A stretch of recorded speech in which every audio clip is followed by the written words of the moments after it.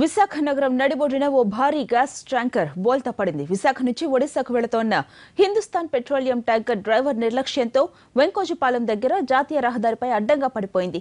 17 టన్నుల సామర్థ్యం గల ట్యాంకర్ నుంచి ఎలాంటి లీకేజీ కాకపోవడంతో నగరవాసులు ఊపిరి పీల్చుకున్నారు. లేకపోతే పెను ప్రమాదం జరిగేది.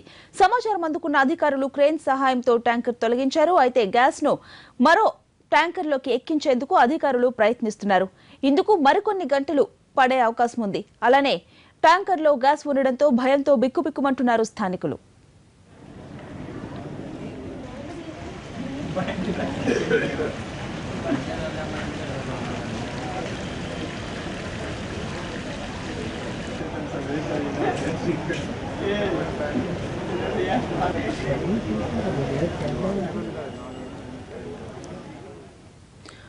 విశాఖలో గ్యాస్ ట్యాంకర్ బోల్తాకు సంబంధించిన మరిన్ని వివరాలు మా ప్రతినిధి రవిచంద్ర అందిస్తారు. రవిచంద్ర, చెప్పండి, గ్యాస్ ట్యాంకర్ ను ఎప్పటిలోపు తొలగించే అవకాశం ఉంది? దీనిపై అధికారులు ఏమంటున్నారు?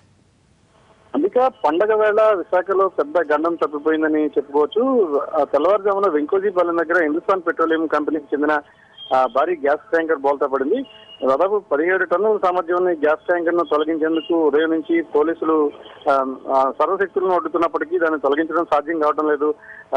భారీ క్రేన్లను తీసుకొచ్చి లిఫ్ట్ చేసేందుకు ప్రయత్నిస్తున్నప్పటికీ కూడా ట్యాంకర్ లో ఎలాంటి లీకేజీలు లేనప్పటికీ తీసేటప్పుడు ట్యాంకర్ ని తొలగించేటప్పుడు ఎలాంటి ప్రమాదాలు జరగకుండా అత్యంత జాగ్రత్తగా దీన్ని తొలగించాల్సిన అవసరం రావడంతో ఎక్కువ శ్రమ పెట్టాల్సి వస్తోంది. ప్రస్తుతానికైతే గ్యాస్ ట్యాంకర్ ను తొలగించేందుకు హెవీ క్రేన్స్ 2 రంగంలోకి దిగినాయి. అలాగే హిందుస్థాన్ పెట్రోలియం కి సంబంధించిన ఒక ఎంటీ ట్యాంకర్ ను కూడా రంగంలోకి తీశారు.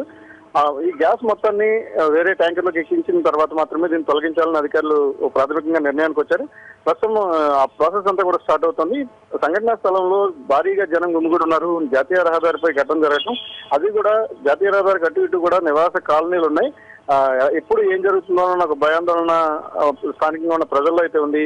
కానీ ఏసీపీ ప్రభాకర్ నేతృత్వంలో అటు పోలీసు కానీ ఫైర్ సిబ్బంది కానీ అత్యంత జాగ్రత్తగా ఆ ట్యాంకర్ ను తొలగించేందుకు ప్రయత్నాలు చేస్తున్నారు. మరో 2-3 గంటల సమయం ఈ ట్యాంకర్ ను తొలగించడానికి పట్టే అవకాశం ఉంది. అయితే ఎలాంటి లీకేజ్ లేకపోవడం వల్ల పెద్ద ప్రమాదం తప్పిపోయిందని మాత్రం చెప్పుకోవచ్చు. Ambika. Right Ravichandra, thank you.